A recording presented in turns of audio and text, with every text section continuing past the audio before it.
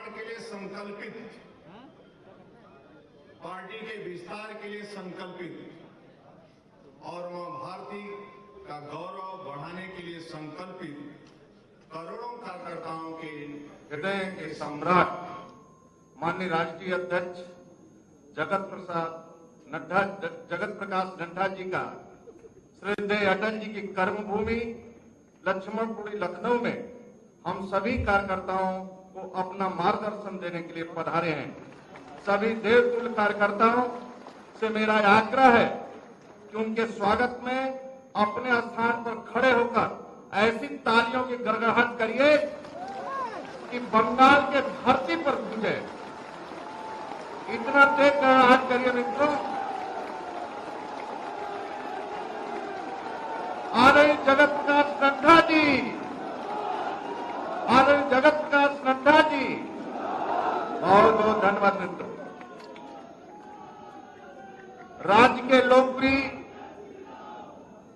मुख्यमंत्री जिसके नाम से राज्य के गुंडे, राज्य के दबंग जो सपा बसपा शासन में AK-47 लेकर घुमा करते थे सड़कों पर और मां बेटियों का इज्जत सुरक्षित नहीं था, आज वही AK-47 वालों के मकानों पर, संपत्तियों पर बुलडोजर चल रहा है और राज्य छोड़कर भाग चुके हैं मित्रों। ऐसे राज्य के लोकप्रिय मुख्यमंत्री आदरणीय योगी आदित्यनाथ जी, आदरणीय हमारे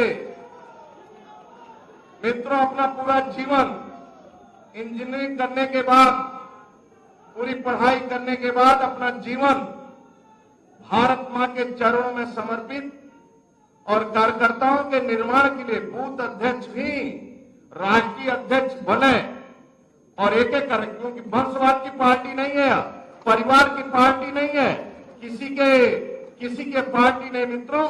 ये भारतीय जनता पार्टी मेरी मां है, उस पार्टी के हम सब सदस्य मित्रों। ऐसे काम करने वाले कार्यकर्ताओं को आगे बढ़ाने वाले हमारे देश राष्ट्र के राष्ट्रीय संगठन मंत्री आदरणीय PL संतोष जी का भी तालियों के गड़गड़ाहट से लखनऊ के धरती पर आप स्वागत करें मित्रों। इस राज्य के प्रभारी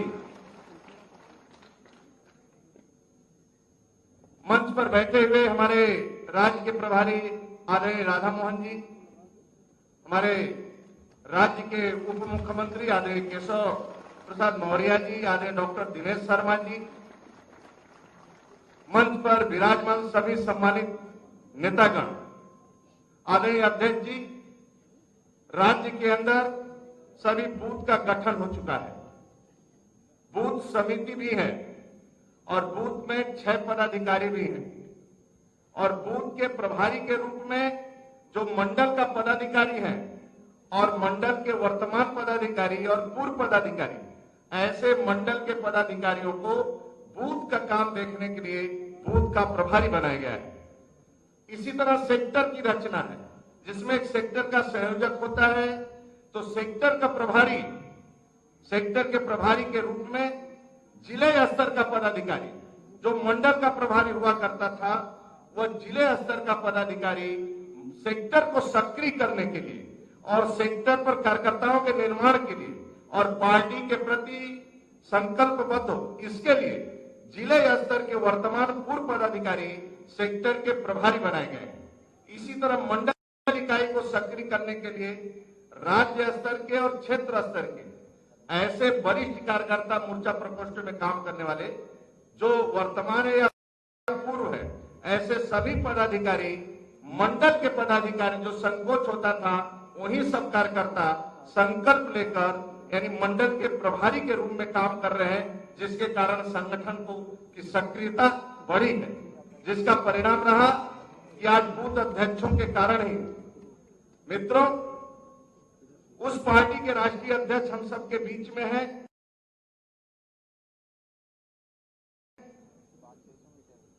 जिस पार्टी का अपना गौरवशाली इतिहास है। डॉक्टर श्यामा प्रसाद मुखर्जी इस राष्ट्र के लिए बलिदान दिए, पंडित दीनदयाल उपाध्याय, मुगल सराय पर हत्या हुई, देश के गौरव अटल बिहारी वाजपेयी जब देखने गए मित्रों, उन्होंने कहा सूर्य ढल गया और तारों की रोशनी में ही मार्ग ढूंढना पड़ेगा। उसके बाद आदरणीय नरेंद्र मोदी उस यात्रा को आगे बढ़ा रहे, गरीबों की सेवा कर रहे। मित्रों, उस पार्टी का पवित्र संगठन के राष्ट्रीय अध्यक्ष जो कार्यकर्ताओं से स्नेह करते हैं, प्यार करते हैं, मैं गारंटी से कह सकता हूं मित्रों, देश के अंदर सभी क्षेत्रीय पार्टी या राष्ट्रीय पार्टी के राष्ट्रीय अध्यक्षों को उठाकर एक तराजू पर बैठा दीजिए और आदरणीय नड्डा जी को एक तराजू पर बैठा दीजिए। मित्रों, ईमानदारी, पवित्रता, कोई दाग नहीं मित्रों। और पार्टी का राष्ट्रीय अध्यक्ष देश और राष्ट्र के लिए मरता है मित्रों, गरीब के लिए मरता है। ऐसे राष्ट्रीय अध्यक्ष हमारे बीच में मित्रों, आप सभी बूथ अध्यक्षों का स्वागत करता हूं। ये पार्टी आपकी है, अपनी पार्टी है और बूथ अध्यक्षों के बदौलत ही पार्टी चलती है मित्रों, और आप सब कार्यकर्ताओं के बदौलत ही चलती है। इसलिए पार्टी आपकी है, भारतीय जनता पार्टी मेरी मां है और इस पार्टी के हम सब सदस्य हैं।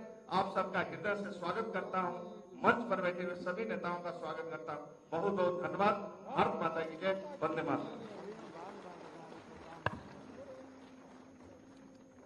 मैं संबोधन की अगली कड़ी में उत्तर प्रदेश के यशस्वी मुख्यमंत्री पूजनीय योगी आदित्यनाथ महाराज जी से निवेदन करता हूं, हम सभी बूथ अध्यक्षों का मार्गदर्शन करें।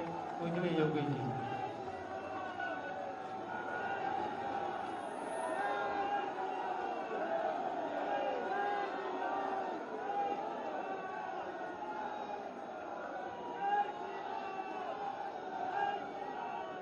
भारत माता की, भारत माता की, भारत माता की। भारतीय जनता पार्टी की लखनऊ महानगर और जनपद के बूथ अध्यक्षों के ऑडियो चला गया। भारतीय जनता पार्टी के लोकप्रिय और यशस्वी राष्ट्रीय अध्यक्ष, अरे नहीं आ रही भाई, नहीं आ रही है, नहीं आ रही, ऑडियो चली गई। जगत प्रकाश नड्डा जी, ऑडियो बढ़ाइए, ऑडियो चली गई। राष्ट्रीय अरे भाई साहब, ऑडियो चली गई। महामंत्री संगठन अरे बोल देंगे तो मतलब ही पूरा नहीं, मतलब ही नहीं है। संतोष जी, प्रदेश के प्रभारी माननीय श्री राधा मोहन सिंह जी, राष्ट्रीय महामंत्री माननीय श्री अरुण सिंह जी, माननीय श्री दुष्यंत गौतम जी, प्रदेश के अध्यक्ष माननीय श्री स्वतंत्र देव सिंह जी, प्रदेश सरकार में मेरे सहयोगी उप मुख्यमंत्री श्री केशव प्रसाद मौर्य जी, डॉक्टर दिनेश शर्मा जी, प्रदेश के संगठन महामंत्री श्री सुनील बंसल जी, प्रदेश के सह प्रभारी श्री शंकर कुमार जी, प्रदेश के महामंत्री सिमरलाल मौर्य जी, महानगर अध्यक्ष मुकेश शर्मा जी, लखनऊ के जिलाध्यक्ष श्री कृष्ण मोदी जी, भारतीय जनता पार्टी के प्रदेश के सभी पदाधिकारीगण और भीषण शीतलहरी के बीच में समय से यहाँ पर उपस्थित लखनऊ जनपद और महानगर के जुड़े हुए सभी बूथ अध्यक्षगण, उपस्थित भाइयों बहनों, आप सबकी ओर से मैं आदरणीय नड्डा जी का लखनऊ की इस धरती पर हृदय से स्वागत करता हूं, अभिनंदन करता हूं।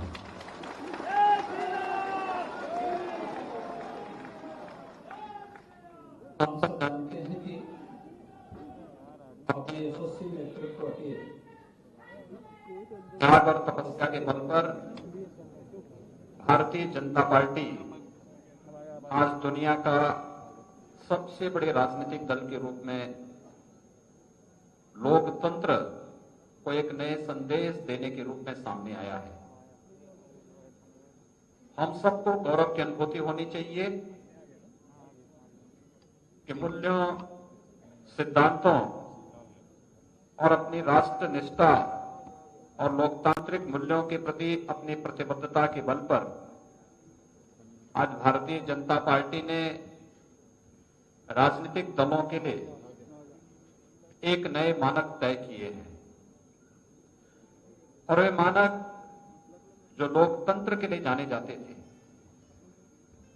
कि लोकतंत्र में अगर कहीं भी वाद शब्द जुड़ता है चाहे वह परिवारवाद हो, चाहे वह जातिवाद हो, चाहे वह क्षेत्रवाद हो, चाहे वह भाषावाद हो, वह न केवल लोकतंत्र की जड़ों को कमजोर करता है बल्कि राष्ट्र की एकता और अखंडता को भी चुनौती देता है।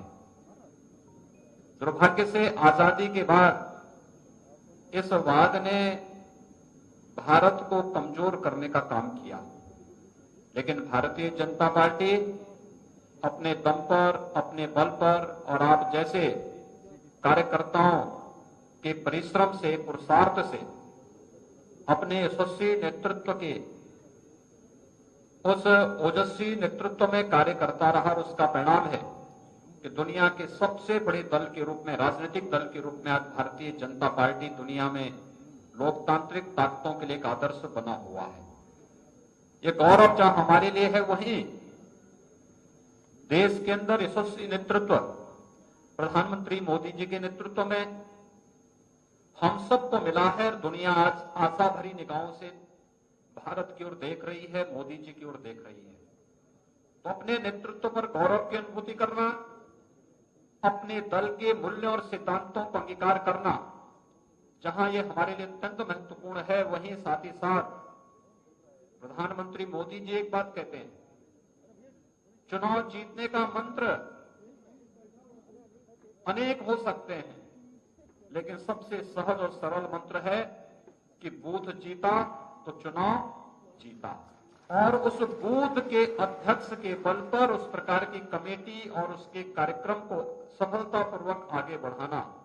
और संभवतः भारतीय जनता पार्टी एकमात्र दल है जो बूथ अध्यक्षों के बारे में उनके साथ संवाद का एक कार्यक्रम को चुनाव के समय ही नहीं बल्कि चुनाव के बाद भी और निरंतरता उसको लेकर के आगे बढ़ा करके चलती है। इस समय उत्तर प्रदेश में चुनाव का दूर दूर तक कहीं कोई नामो निशान नहीं है। और ठीक है, पंचायत चुनाव आएंगे, पंचायत चुनाव का अपना कार्यक्रम चलेगा, लेकिन सामान्यतः बूथ अध्यक्षों के साथ संवाद और किसी दुनिया के सबसे बड़े राजनीतिक दल का और देश के अंदर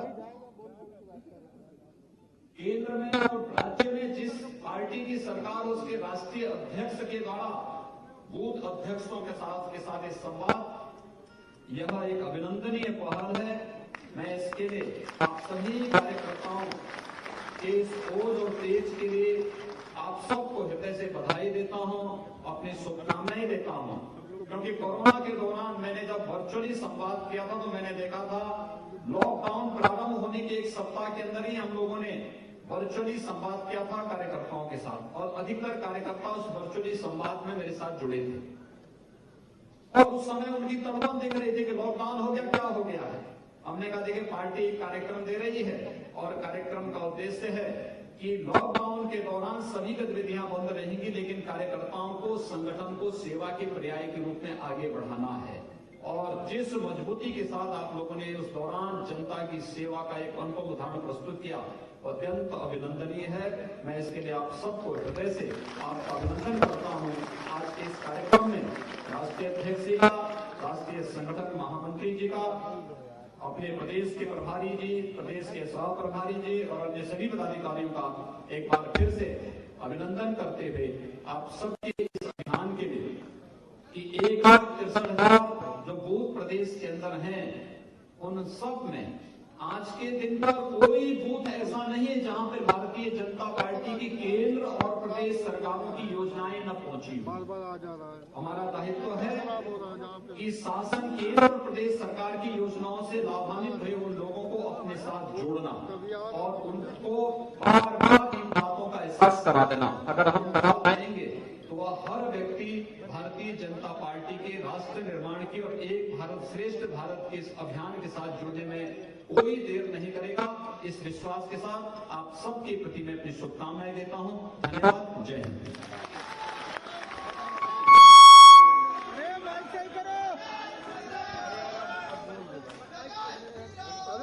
जिनका हम सभी बूथ अध्यक्षों को इंतजार था, ऐसे भारतीय जनता पार्टी के यशस्वी राष्ट्रीय अध्यक्ष माननीय जगत प्रसाद नड्डा जी से निवेदन करता हूं कि हम सबका मार्गदर्शन करें। माननीय राष्ट्रीय अध्यक्ष जी।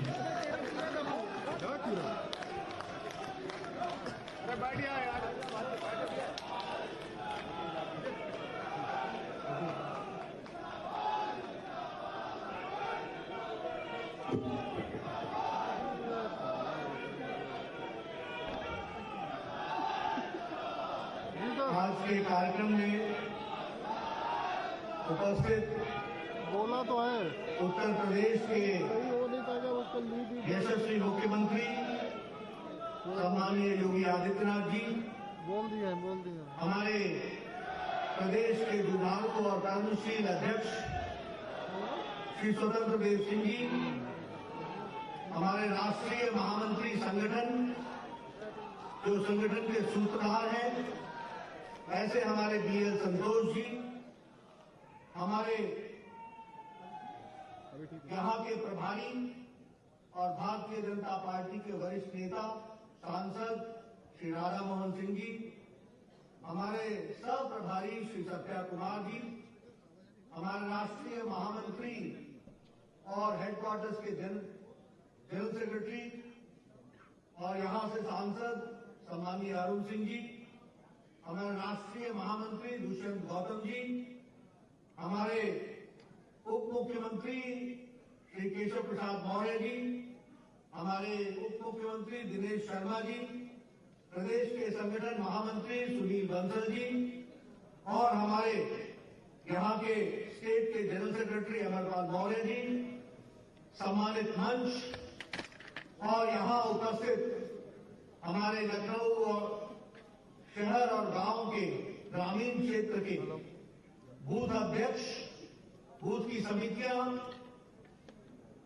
मंत्रिपरिषद में सदस्य, प्रदेश के पदाधिकारी और मेरे मीडिया के प्रिंट मीडिया और इलेक्ट्रॉनिक मीडिया के मेरे साथीगण, आज मेरा सौभाग्य है कि मुझे आज यहाँ लखनऊ शहर, लखनऊ ग्रामीण के बूथ अध्यक्षों के साथ बातचीत करने का सौभाग्य प्राप्त हुआ है और जो जोश मैं देख रहा हूं आप, जो लगन पार्टी के प्रति देख रहा हूं, जो उमंग में देख रहा हूं, वह मुझे उत्तर प्रदेश के भविष्य की कहानी के बारे में स्पष्ट संकेत दे रहा है।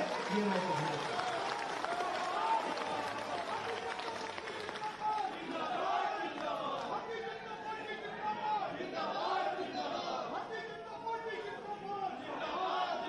मित्रों, हम सब लोग राजनीतिक कार्यकर्ता हैं। राजनीति में कुछ विचारों को लेकर के बढ़ना, उसको अपने आप में समावेश करते हुए देश के लिए कुछ कर गुजरना, इसकी तड़प मन में इच्छा हम सब लोग रखते हैं और उसके लिए हम कोई न कोई माध्यम भी ढूंढते हैं और माध्यम होती है राजनीतिक दल।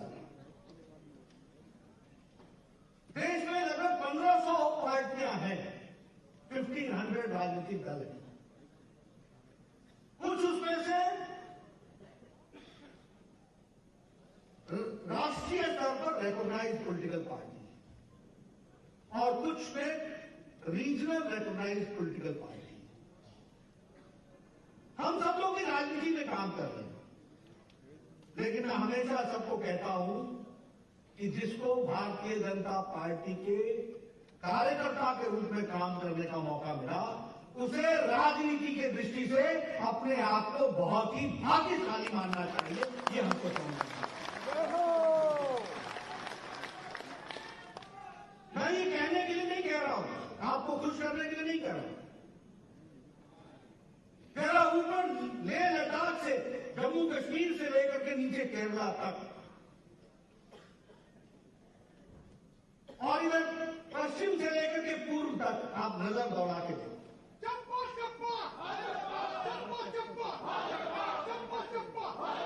हर जगह आप देखेंगे, चाहे वो राष्ट्रीय पार्टियां हैं, चाहे वो रीजनल पार्टियां हैं, सभी पार्टियां परिवारवाद के घेरे में आई हैं।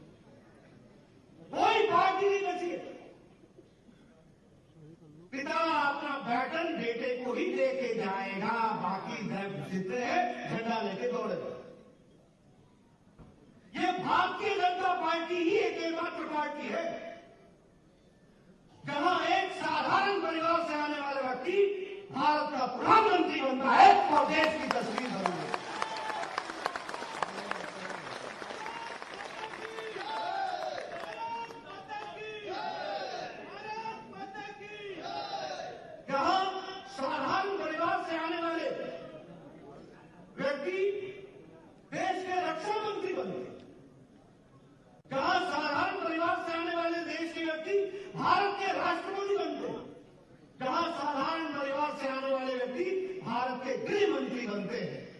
और जहां साधारण परिवार से आने वाले लोग में से उत्तर प्रदेश के मुख्यमंत्री योगी आदित्यनाथ बनते।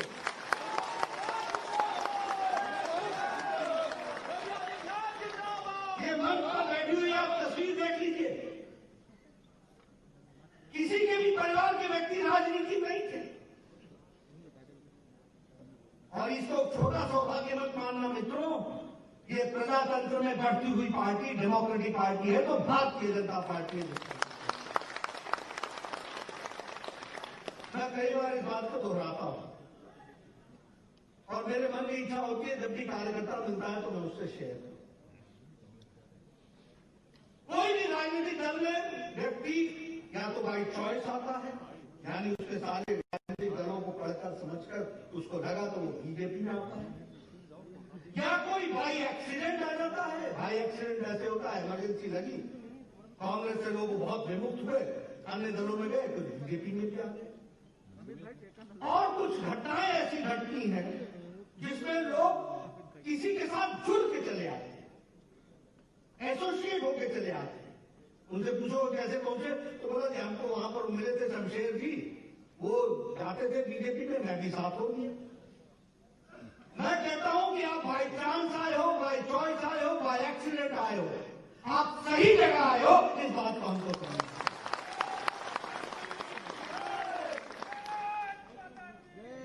मैं अपने यूनिवर्सिटी के दिनों की बात सुनाऊं, बार बार मन में इच्छा होती है। 80 का दशक था, बीजेपी का जन्म हुआ था, जनसंघ से हम बीजेपी में आए थे, जनता पार्टी होती। मैं उस समय विद्यार्थी में काम करता था, विद्यार्थी परिषद में काम करता था। उस समय कांग्रेस का बोलबाला था, हम विचार के लिए लड़ रहे थे, दूर दूर तक सफलता दिखने को नहीं दिखती। तो हमको लोग हमारे साथी बोलते थे, Nadda you are a good person but in wrong party. तो मैं उनसे पूछता था but I am in right ideology, मैं सही विचारधारा के साथ। तो वो कहते थे what will you do with ideology. तो मैं कहता था कि ideology is the only reason which brings changes, वही परिवर्तन लाता है। और इसलिए हमको परिवर्तन लाना है तो आइडियोलॉजी के साथ चलना चाहिए। तो बोलते थे, हमको बोलते थे कांग्रेस के लोग, Nadda you don't know politics, politics is power, without power nothing. आज जब वो मुझे मिलते हैं तो मेरे साथ ही, तो मैं उनसे पूछता हूं डू यू नो पॉलिटिक्स।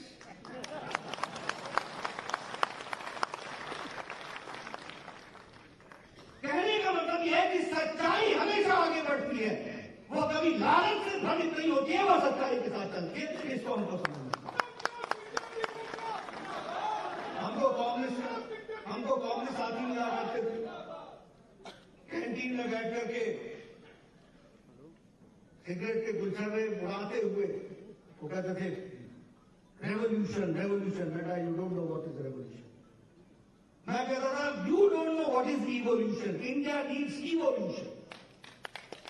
यहां इवॉल्व होता है, रिवॉल्व नहीं होता, इसलिए इवॉल्व करने की आवश्यकता होती है। आज वो मिलते हैं, मैं उनसे पूछता हूं क्या हाल है, बोलते हैं कि हम तो यूनिवर्सिटी तक ही रह गए, क्या मालूम था कि क्या होगा। कहने का मैं अपने बारे में कहना चाहता हूं कि मैं उस दिन की था तो भगवान ने हमको ये मौका दिया था कि मैं सही राजनीति कर लेता ताकि उपकरण बन सकूं और परिवर्तन में मोदी जी के साथ जुड़ करके, योगी जी के साथ जुड़ करके देश और प्रदेश में परिवर्तन हो।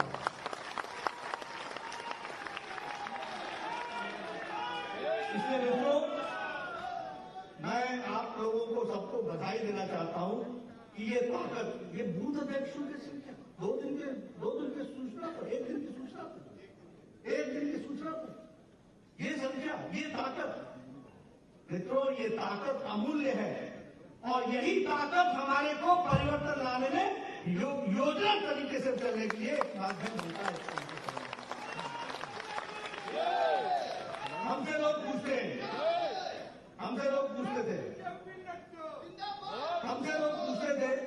अच्छा नड्डा बताओ what is your economic program, आपका आर्थिक कार्यक्रम क्या है। क्योंकि उन्होंने दास कैपिटल के 10 बड़े शब्द सीख रखे थे, तो शायद परिवर्तन के चैंपियन तो वही थे, बाकी तो जानते ही नहीं। जो हमारे दीनदयाल उपाध्याय जो इसी धरती से पैदा हुए और जिन्होंने देश दुनिया में परिवर्तन लाया, वो एकात्म मानववाद को साक्षात रूप में करने का काम मोदी जी और अटल बिहारी वाजपेयी जी ने किया। ये हमको समझना अभी नारा आपने लगाया जय श्री राम का सांस्कृतिक राष्ट्रवाद की का द्योतक है। हम सांस्कृतिक राष्ट्रवाद के साथ आगे बढ़े, एकात्म मानववाद को सम्मिलित किया और देखिए अर्थ को भी समझने का तरीका पूर्णतः समझा तो वो भारतीय जनता पार्टी ने समझा। कैसे समझा? आपको मैं बहुत बढ़िया खाना खिलाता हूं और आपको मैं बहुत अच्छे कपड़े देता हूं और आपको आपकी सुविधाएं देता हूं और मैं कहता हूं कि आप जो हम बोलूंगा वहीं बैठोगे और उसे इधर उधर नहीं खिसकोगे, आप शांत रहोगे। वामपंथी कहते हैं कि पेट की भूख ही सबसे बड़ी चीज है। क्या मैं बढ़िया खाना दे दूं और बोलूं कि यहीं बैठो, आप बैठोगे? क्या वही संतुष्टि का कारण बनेगा? अगर मान लीजिए कि आपको मैं हाथ से निकाल दूं और सिर्फ आपकी मन की शांति दे दूं, आप खुश होगे? ये संपूर्णता में सोचने का काम दीनदयाल उपाध्याय जी ने कहा। उन्होंने कहा जहां शरीर, मन, बुद्धि और आत्मा आत्मसात होकर के आगे बढ़ती है, वही संपूर्ण सुख का कारण बनता है। उसको हमको समझना है। यह है एकात्म मानववाद। जब मानववाद में एकात्मता, अर्थ भी चाहिए, मन भी चाहिए, इंटेलेक्चुअल सेटिस्फैक्शन भी चाहिए, आत्मा की सेटिस्फैक्शन भी चाहिए और मेरी ही नहीं चाहिए, मेरे पड़ोसी की भी चाहिए। मुझे खाने को मिल जाए, मेरा पड़ोसी भूखा है, मुझे संतुष्टि नहीं होगी। यह है उत्तम समाज की निशानी। इसको हमको समझना चाहिए और इस कल्पना को लेकर के और उसमें से निकला सब अंत जो अंतिम पायदान पे खड़ा व्यक्ति है, उसको हमको समझना है। उसमें से निकला सबका साथ, सबका विकास और सबका विश्वास।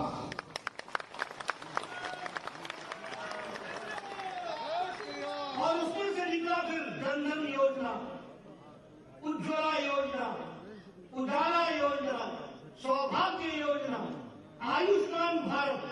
ये किसके लिए समर्पित है? ये 8 करोड़ बहनें कौन है जिनको गैस का चूल्हा मिल रहा है? ये 1 करोड़ 30 लाख से ज्यादा उत्तर प्रदेश में कौन है जिनको गैस का चूल्हा मिल रहा है? ये वो गरीब लोग हैं जो कभी सोच नहीं सकते थे कि वो गैस का चूल्हा देखेंगे, उनको ये नसीब हुआ। ये हमको 1 करोड़ को 40 लाख के आसपास हमारे यहाँ टॉयलेट्स बने। स्वच्छता अभियान, मोदी जी के स्वच्छता अभियान को मजाक बनाया जा रहा था। आज दुनिया ने रिकॉग्नाइज कर लिया कि स्वच्छता अभियान में भारत की तस्वीर बदली है। ये मोदी जी को यूनाइटेड नेशंस के इसके लिए कोशिश की और उत्तर प्रदेश में 1 करोड़ 40 लाख से ज्यादा टॉयलेट बने। मैं सही आपको बताऊंगा, लेकिन लगभग 1.5 करोड़ के आसपास। और फिर मैं कहूंगा इसको, ये टॉयलेट घर, ये सिर्फ टॉयलेट ही नहीं था, ये महिलाओं का सम्मान का इज्जत घर था। इसको हमको समझना है। क्या ये सही तस्वीर नहीं? क्या ये सच्चाई नहीं कि 2014 के पहले बहनें अपने नित्य क्रम के लिए सूर्यास्त और सूर्योदय का इंतजार करती थी गांव में? क्या ये सही बात नहीं है कि उनको अपने जीवन में कितना नैतिक नित्य क्रमों के लिए कितना उनको कष्ट भोगना पड़ता था? आज मोदी जी ने उनको आजाद किया है और वह स्वच्छ भारत में और उत्तर प्रदेश और भारत देश ओडीएफ फ्री हो गया है, ओपन डिफेकेशन फ्री हो चुका है। इस बात को हमको समझना। मैं गांव से आता हूं, सौभाग्य योजना की बात करें, गांव वाले बोलते थे हमें बिजली दे दो, हमारे पास हमारा नया मकान बनाया, हमको कम। क्या बोलता था? तार है तेरे पास? नहीं तो तार नहीं है तो मैं कहां से तुमको बिजली दूंगा? जैसे तार देना उसकी जिम्मेदारी थी, लेकिन नहीं था। आज वो तार सौभाग्य योजना के तहत और उसके बाद क्या बोलते थे कि खंभा है, ऐसा करो गांव वालों को लेके आना, खंभा ले लेना अपने कंधों पर, जब खंभा पहुंच जाए तो बता देना तो मैं जूनियर इंजीनियर को भेज दूंगा। ये गांव की तस्वीर थी कि नहीं थी? थी कि नहीं थी?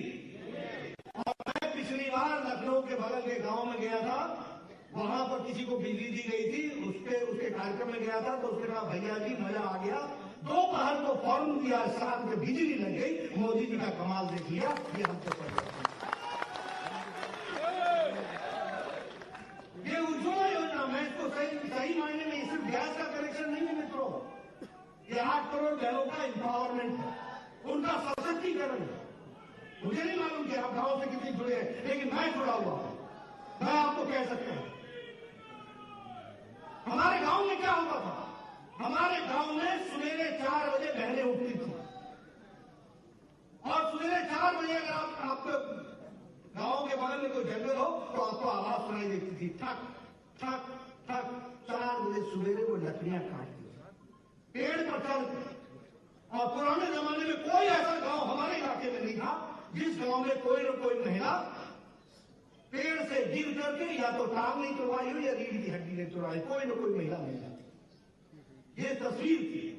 और मैं आपको जमीन की बात बताऊं, और आज जब 8 करोड़ लोगों को गैस का कनेक्शन मिल गया है तो बहनें अब बिना जंगल गए हुए घर में 5 बजे गैस का चूल्हा ऑन करके चाय पिला देती है पूरे परिवार को। यह परिवर्तन है, ये छोटी घटना नहीं है। आपने देखा होगा गांव में वो लकड़ी का और वो कहीं कहीं जगह पर पाइप का बना करके फूकने के लिए, चूल्हा जलाने के लिए, और एक एक बहन 200 सिगरेट का धुआं चूल्हेगा अपने छाती पर ले लेती। मैं स्वास्थ्य मंत्री रहा हूं, आगे के आप रिपोर्ट देख लेना। बहनों को फेफड़े की बीमारी में कहीं आ रही है, इस बात को हमको समझना चाहिए। ये उस पर से निकल कर गया है। इसलिए ये सौभाग्य योजना, उज्ज्वला योजना, इसको बहुत गहराई में समझने की जरूरत है। अभी ये कोरोना का संक्रमण लड़ तो अमेरिका भी रहा था, लेकिन क्या हुआ? अर्थ और हेल्थ इसमें ऑप्शन तय नहीं कर पाए। नतीजा क्या निकला? नतीजा ये निकला कि वहां राजनीतिक मुद्दा बना, चुनाव का मुद्दा बना और चुनाव में हार दी। और हमसे ज्यादा हेल्थ में उनके पास ज्यादा व्यवस्था थी, लेकिन उनका देश चल रहा। सारा यूरोप, स्पेन, इटली, इनकी स्वास्थ्य की व्यवस्थाएं हमसे अच्छी थी, लेकिन ये सारे के सारा करमरा गया, कोलैप्स कर गया, असहाय हो गए, क्योंकि नेतृत्व तो सही समय पर फैसला नहीं ले पाया। और हमारे यहां मोदी जी 130 करोड़ का देश, 33 करोड़ की आबादी है अमेरिका की, 130 करोड़ का हमारा देश, हमारे मोदी जी ने सही समय पर फैसला लेकर के, टाइमली इंटरवेंशन करके, लॉकडाउन लगा करके और बोल्ड डिसीजन लेकर के इस देश को बचाया है। ये हमको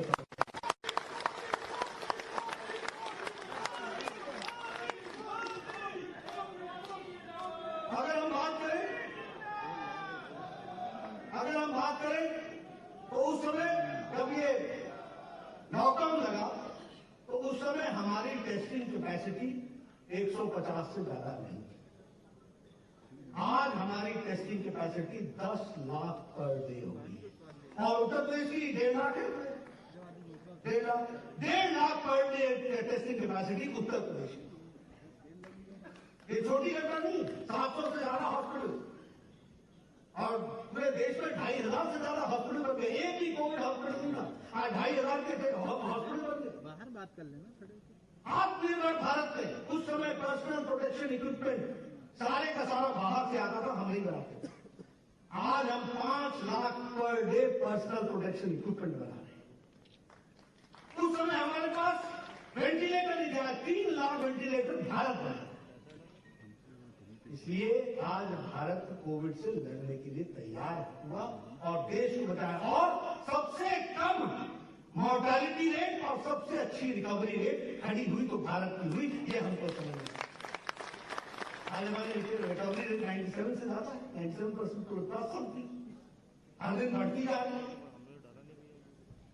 उत्तर प्रदेश की आबादी 24 करोड़, अमेरिका की आबादी 33 करोड़, वहां मरने वालों की संख्या 4 लाख। यहां जान सबकी महत्वपूर्ण है, लेकिन 8,000।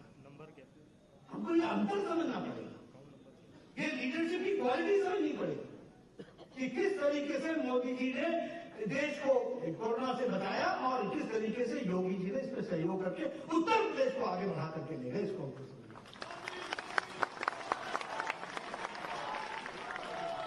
और क्या ये सच्चाई नहीं है? क्या ये सच्चाई नहीं है? क्या ये सच्चाई नहीं है कि जब हमारे मजदूर भाई चले तो उत्तर प्रदेश ने सिर्फ उत्तर प्रदेश के मजदूरों की चिंता नहीं की, बल्कि उत्तर प्रदेश से गुजरने वाले हर मजदूर की चिंता की और इसको देश में सराहा गया। ये नहीं, लाखों तो आई आए जिनको हम लोगों ने घर तक पहुंचाया, योगी जी ने पहुंचाया, लेकिन लाखों ऐसे थे जिनको यहां से भेजने का भी उनके प्रदेशों में इंतजाम किया गया। ये हमको ध्यान देना चाहिए और सारे देश में सराहा है। मैं योगी जी को बधाई देना चाहता हूं। कल के सर्वे में देश के प्रधानमंत्री मोदी जी जितने आगे उनको दिखाया गया है, तो हमारे योगी जी को भी नंबर 1 का चीफ मिनिस्टर दिखाया गया। आप सब भाई को पास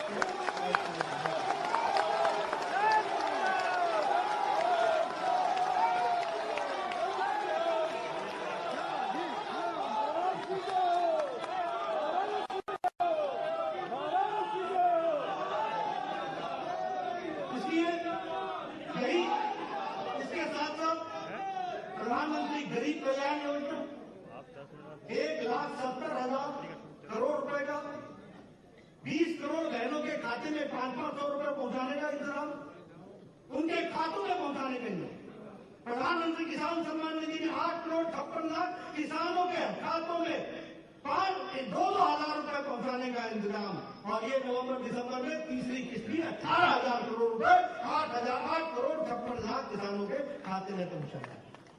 ये यही मोदी जी के नेतृत्व में देश है, जहां आज से कुछ साल पहले स्वर्गीय राजीव गांधी बोला करते थे कि मैं 1 रुपया भेजता हूं तो 85 पैसे खर्च हो जाते हैं रास्ते में और 15 पैसे ही पहुंचते हैं जिसको मिलना चाहिए। वहां मोदी जी ने कोरोना की अवस्था में जहां पोस्टमैन नहीं, जहां पोस्ट ऑफिस नहीं, जहां पोस्ट के लिए काम करने वाला व्यक्ति नहीं है, 20 करोड़ बहनों के खाते में 500 रुपए 3 महीने के लिए 1,500 रुपए पहुंचा। दिव्यांग के लिए, बुजुर्गों के लिए, विधवाओं के लिए 1,000 रुपए पहुंचा दिया 3 महीने। ये छोटी घटना नहीं, 8 करोड़ 56 लाख किसानों के लिए पहुंचा दिया। अब हम आत्मनिर्भर भारत में काम कर रहे हैं। आत्मनिर्भर भारत के लिए 1 लाख करोड़ रुपए किसानों के लिए खर्च हो रहा है। मैं बूथ के सभी अध्यक्षों से कहूंगा, कोई भी आपके गांव का किसान फार्मर्स प्रोड्यूसर्स ऑर्गेनाइजेशन में छूट नहीं जाना चाहिए, उसको जोड़ो। मोदी जी 1 लाख करोड़ रुपए भेजेंगे, पैसा मोदी जी भेजेंगे, तय आप करोगे कि वो खर्च कहां होना है किसानों के लिए। ये बदलता भारत है, उसको हमको एमएसएमई सेक्टर के लिए काम हो रहा है, उसके लिए अर्थ की व्यवस्था हो रही है। हर दृष्टि से हम लोगों को जोड़ने का प्रयास कर रहे हैं। वोकल फॉर लोकल, और वोकल फॉर लोकल की बात करें तो उत्तर प्रदेश में तो आपने तय किया है कि हर जिले का एक में एक सामान उसको हम वोकल करके लोकल से वोकल बनाएंगे और उसको हम वर्ल्ड ब्रांड बनाएंगे। इसके लिए हम बधाई देना चाहिए। और उत्तर प्रदेश में सामर्थ है, हर जिले में कोई न कोई कैपेसिटी है जिसको वो पूरा कर सकते।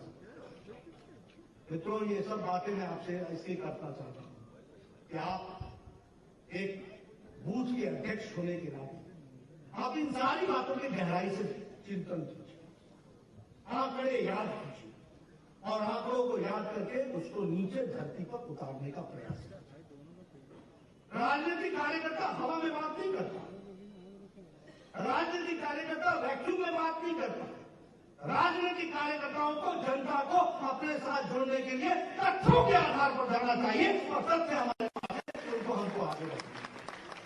इसलिए मैं आपसे निवेदन करने आया हूं, ये सारी बातें, ये सारे मुद्दे, इनको बूथ के हर अध्यक्ष और हर कार्यकर्ता को इसको बताना चाहिए, इसको आगे रखना चाहिए। प्रधानमंत्री गरीब कल्याण पैकेज की दृष्टि से तो काम हुआ ही, रोजगार की दृष्टि से भी अच्छा काम हुआ है। यहाँ इन्वेस्टमेंट की बात करें तो 4.5 लाख करोड़ रुपए का इन्वेस्टमेंट के लिए लोगों ने एमओयू साइन किया है। 3 लाख करोड़ रुपए यहाँ की इन्वेस्टमेंट में लोगों ने लगाया है, धरती पर लगाया है। ये छोटी घटना नहीं है, इसको हमको ध्यान से लेकर के लोगों तक पहुंचाने की आवश्यकता है और मुझे पूरा विश्वास है कि आप सब लोग करें।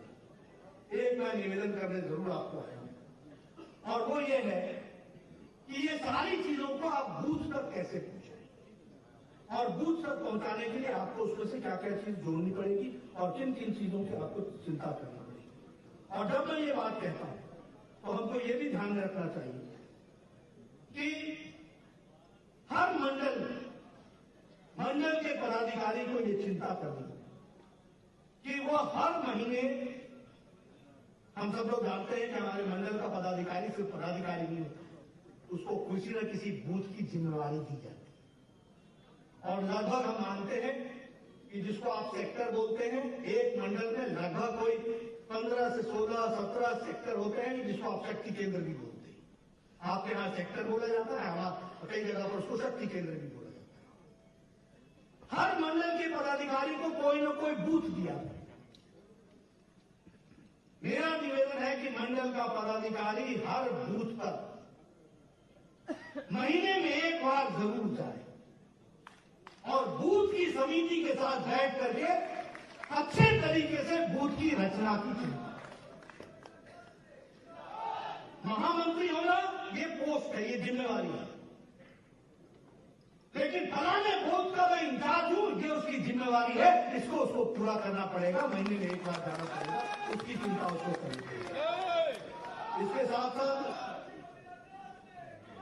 हमको ये भी चिंता करनी पड़ेगी कि वहां जाकर के, जैसे मेरा निवेदन है कि हर महीने के अंतिम संडे को मन की बात हो। हमारे 21 मेंबरान का एक बूथ की कमेटी होती है। सबसे पहले तो चिंता ये कीजिए कि क्या इस बूथ में समाज के सभी लोग जुड़ गए हैं, समाज के सभी लोगों का समावेश है। अगर समाज के सभी वर्गों का समावेश नहीं है तो समावेश लिया जाए और हम लोगों को इस बूथ के साथ साथ हर बूथ पर मन की बात के लिए, हर बूथ पर मन की बात के लिए एक साथ इकट्ठे होकर के समिति के लोग तो देखे ही देखे, साथ में समाज के लोगों को भी जोड़ करके वो देखने का काम करें। इस बात को हमको चिंता है। उसी तरीके से मन की मैं ये सारी कल्पनाएं आपके सामने रख रहा हूं, जिसको हमको साकार कर रहा हूं। मुझे खुशी है, पूछताछ हुई तो पिछली बार उन्होंने मन की बात को बूथ समिति पर, बूथ के लेवल पर उतारा है। मैं चाहूंगा कि मीडिया इस बात को हाईलाइट करे और अगले आने वाले 31 तारीख को जब मन की बात होती है तो हर कार्यकर्ता अपने बूथ पर अपनी समिति के साथ और अपने सज्जनों के साथ, अपने गांव वालों के साथ मन की बात देखे। इस बात को उनको चिंता। मैं ये भी चाहूंगा कि मंडल का व्यक्ति जब जाए तो कभी न कभी बूथ समिति के लोगों का एक साथ नाश्ता या भोजन होना चाहिए और इस भोजन में कोई बाहर से व्यवस्था नहीं करे। हर कोई अपने घर से 2 रोटियां लेकर के जाए और अपना खाना खुद नहीं खाए, अपना खाना दूसरे को खिलाए, दूसरे के घर से आया हुआ खुद खाए। इस बात को हमको आगे बढ़ाना, सामाजिक समरसता को हमको बेहतर और स्ट्रेट में करना। हम सब समाज के लोग एक साथ एक दृष्टि को लेकर के चलते और एक काम और करना चाहिए, वो है पन्ना प्रमुख का। एक बूथ पर लगभग 900 से 1000 वोट होते हैं और एक बूथ की पन्ने में लगभग बूथ लिस्ट अगर आप देखेंगे तो 30 से 35 पन्नों की होती है और एक पन्ने पर 30 नाम होते हैं। 15 एक तरफ होते हैं, 15 एक तरफ, यानी 30 नाम एक पन्ना पर होता है। इस वर्ष मैं आपको टारगेट देता हूं बूथ के अध्यक्षों को, एक एक पन्ना के लिए एक एक कार्यकर्ता को जिम्मेदार बनाइए और वह हर 15 दिन पर उन कार्यकर्ता, उन 30 लोगों से मिलने का, संपर्क साधने का काम करे। और इतना ही नहीं, उनके सुख दुख में शामिल हो, उनके साथ खड़ा हो, उनके सामाजिक समरसता में योगदान करे और उनके भाई के नाते, उनके बहन के नाते उसको पूरा का पूरा आदर देते हुए मुख्य धारा में शामिल करने का काम, ये पन्ना प्रमुख की दृष्टि से हमको करने की जरूरत है। आगे चल के मैं पन्ना कमेटी पर भी आपको लाऊंगा, वो टारगेट आपको अगली बार दूंगा, लेकिन हाँ, हमको पन्ना प्रमुख से पन्ना कमेटी तक जाना है। और मैं एक बात बताना चाहता हूं, देश के कोने कोने में कोई बूथ नहीं छूटना चाहिए, हर जगह पन्ना कमेटी होगी और हम पन्ना कमेटी के नाम से कमल को खिलाएंगे, हर बूथ को खिलाएंगे। इस कल्पना को लेकर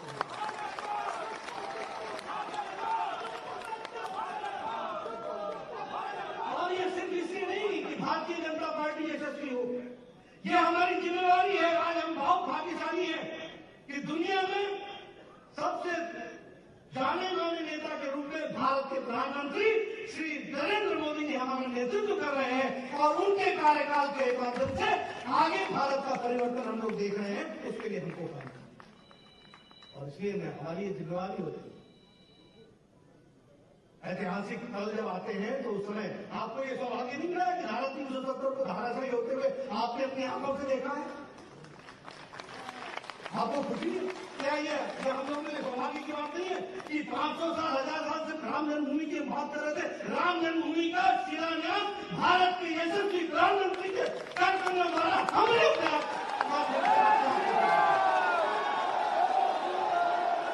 योगी जी के उपस्थिति में ये छोटी घटना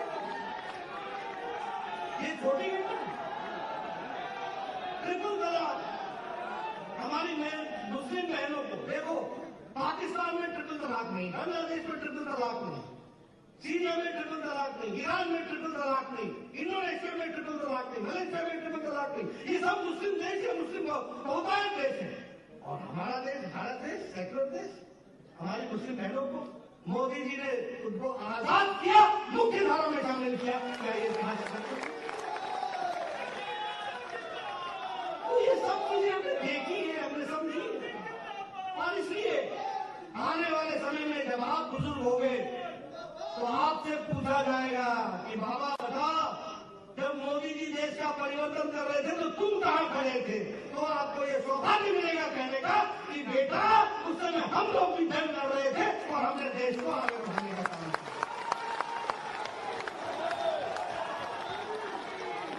और ये करने के लिए पहले बूथ सबसे मजबूत, मेरा बूथ सबसे मजबूत, इसके लिए हमको काम करना। मुझे पूरा विश्वास है कि भारतीय जनता पार्टी का एक एक कार्यकर्ता इस काम में लगेगा। ये सच्चे मित्रों, अगर जिन लोगों ने पिछले 30-40 साल से काम किया है उनको ये ध्यान में आता होगा कि भारतीय जनता पार्टी आज एक सफल उपकरण बनी है मोदी जी के नेतृत्व में, जो समाज और देश को आगे बढ़ाने का काम कर रही है। Empowerment of the country, empowerment of the poor, सशक्तिकरण महिलाओं का। और ये जो नतीजे आए थे अभी जो छोटा सा चुनाव हुआ, कौन सा प्रदेश है जहां बीजेपी आगे नहीं है? लद्दाख हिल काउंसिल बीजेपी जीतती है। जम्मू कश्मीर धारा 370 को धाराशाही करने के बाद, बुकर के सारे लोगों को मिलाने के बाद, उसके बावजूद भी वोट शेयर में सबसे ज्यादा भारतीय जनता पार्टी आती है और सबसे ज्यादा सीटें लेकर के भारतीय जनता पार्टी। श्रीनगर में बीजेपी जीतती है, बांदीपुर में बीजेपी जीतती है। वहां कमल खेलता है, हमको समझना चाहिए। क्या कर्नाटक, क्या केरला, क्या तेलंगाना, क्या उत्तर प्रदेश 7 में से 6 सीटें बीजेपी, क्या गुजरात 8 में से 8 सीटें बीजेपी, जो कांग्रेस की सीटें थे वो बीजेपी ने जीती। क्या मणिपुर 5 में से 4 सीटें BJP, Madhya Pradesh BJP, Uttar Pradesh BJP, Bihar BJP. ये सब संभव हुआ है आप लोगों के अथक प्रयास से और मोदी जी के नेतृत्व के कारण, योगी जी के नेतृत्व। मेरा अक्सर निवेदन करना चाहूंगा कि हम पूरे एक्टिव होकर के, यहाँ पर जब बूथ के अध्यक्ष इकट्ठे हुए हैं तो आपसे मेरा निवेदन है कि आप बूथ की तरफ ध्यान दे करके राजनीतिक मुद्दों के साथ लोगों के बीच में जाइए। और मैं हमेशा कहूंगा संयम के साथ, तर्कों के साथ, सौम्यता के साथ, सबको जोड़ने की ताकत रखने के साथ उनको समावेश करने की ताकत रखने में उनको वो है हमारे में, उसको उजागर करना वो है हमारे में, खाली उसको और आगे बढ़ाना है। हर महीने मोदी जी की मन की बात की चर्चा होती है, उन लोगों के साथ जुड़िए। मोदी जी अपने मन की बात में कई बार कई लोगों का नाम लेते हैं जिन्होंने अच्छा काम किया। क्या ये हमारी जिम्मेवारी नहीं कि अगर वो हमारे इलाके से हम जाकर के उसके घर में उसको बधाई दें, एक फूल दे, एक भारतीय जनता पार्टी का शॉल दे या गमछा दे? समाज के साथ जुड़ना और समाज को जो अच्छे काम करते हैं उनको आगे बढ़ाना, ये हमारी जिम्मेवारी है। इसलिए मित्रों, हमारे कार्यकर्ता के नाते ये हम सबकी जिम्मेवारी है। मुझे पूरा विश्वास है जिसके पास इतनी बड़ी शक्ति कार्यकर्ताओं की हो, जिसके पास नेता हो। अब देखिए, मैं आपको चर्चा करूं, कई बार मेरे मन में आता है, इसलिए मैं बार बार बोल देता हूं। पार्टियों का हाल क्या है? किसी के पास नेता है तो नीति नहीं, किसी के पास नीति है तो नियत नहीं, किसी के पास नियत है तो कार्यक्रम नहीं, किसी के पास कार्यक्रम है तो कार्यकर्ता नहीं। ये बीजेपी है जिसके पास नेता भी है, नियत भी है, नीति भी है, कार्यकर्ता भी है, कार्यक्रम भी है।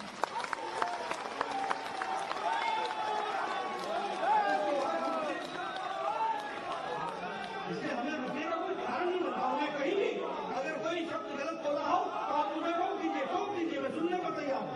बताइए मोदी जी जैसा नेता है कि नहीं? बताइए योगी जी जैसा नेता है कि नहीं? आप बताइए कि हर जगह पर स्थान पर हमारे ऐसे नेता हैं कि नहीं? हमारे पास नियत है कि नहीं है? हमारे पास नीति है कि नहीं है? हमारे पास कार्यक्रम है कि नहीं है? और हमारे पास कार्यकर्ता है कि नहीं है? तो जब सब कुछ है तो फिर आगे बढ़ना ही हमारा उद्देश्य है और दूध को आगे बढ़ाना आप जरूर करेंगे, मुझे पूरा विश्वास है। आपने मेरी बात सुनी, आपका बहुत बहुत धन्यवाद।